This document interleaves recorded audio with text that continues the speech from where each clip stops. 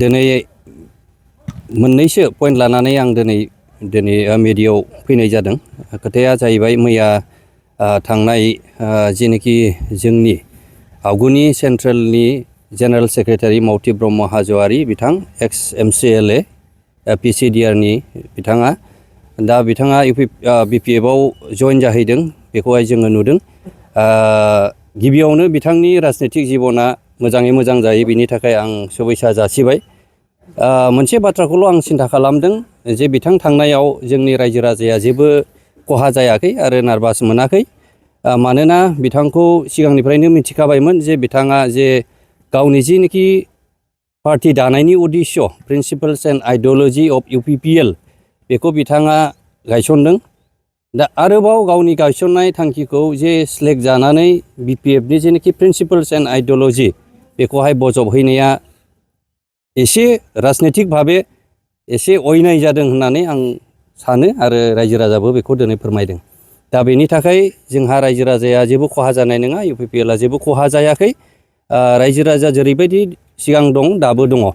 दा बेनिखायनो आं खावलायदों जोंनि गासै रायजो राजाखौ बेवहाय जोंहा जेबो नार्भास जानांगौनि गैया। दिनै गोबां मानसिया दिनै रुलिंआव बा सरकाराव गैया होननानै गोसोफ्राव नार्भास मोननो हागौ बा माबा मोनसे सिन्था धारा खालामनो हागौ। दा बिथाङा मानि थाखाय सिन्था खालामनानै दिनै BPF-खौ सायख'ना लादों बे बिथांनि थांखि। जों बेहाय जेबो बुंनांगौनि खोथा गैया। खिन्थु लजिकेलि पलिटिकेलि बेखौनो बुंगोन जे गावखौ फाउन्डार होनना लाबाय थादों बे फाउन्डारनि मिनिङा मिनिंलेस जादों। जे गावनो UPPL-नो प्रिन्सिपल्स एन्ड आइडिय'लजि होलांबाय। गावनि जेनोखि सान्थौ बे सान्थौआ फेलार आरो साक्सेसफुल जायाखै होनब्ला मावथियानो साक्सेसफुल जायाखै। साक्सेसफुल जादों होननानै बुङोब्ला UPPL-आ मावथियानो जादोंमोन। दा बेवहाय जोंहा गोलाव बुंनांगौ गैया, बेयावनो बाथ्राया जोबो। दा बेनि थाखाय आं रायजो राजाखौ खावलायगोन जोङो खौसेयै थागोन आरो जोङो खौसेयै दावगालांगोन। बेखिनिखौ बुंनानै आं दोनथ'नाय जाबाय। बिथाङा निस्सय सोलायाखै, बेहायथ' सोलायनायबो नङा।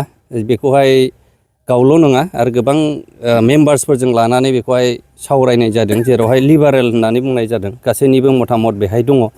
खिन्थु बेहाय गावनि जेनोखि आत्मा मोनसे संगठन खालामोब्ला बेहाय मोनसे आत्मा स्पिरिटआ जरित थायो, नोंनि आंनि स्पिरिट। दा बे मावथि ब्रह्मनि स्पिरिटआ बबाव सिलेक्ट जाखो खोथाया बेसो। दा पार्टिखौ साक्सेसफुल जायाखै होनबाथ' गावनावनो गोग्लैगोन, गोजौआव मुजुयोबा गावनावनो गोग्लैगोन। दा बियो मोनसे लाजिथावना स्ट'रिसो होननानै आं सानगोन आरो बेखौ।